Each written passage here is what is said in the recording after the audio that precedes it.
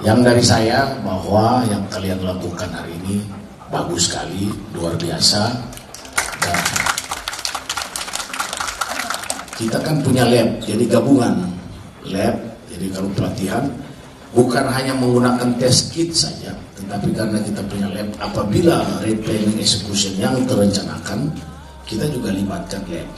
Minimal membawa test kit orangnya. Jadi kalau kita nanti untuk peragaan-peragaan berikutnya, skenario-nya adalah dibuat juga keseluruhan. Jadi anjing cium belum tentu narkotik. Tapi kalau ada petugas lab, nah, itu yang seperti kita yakinkan kalau mau press release dan sebagainya.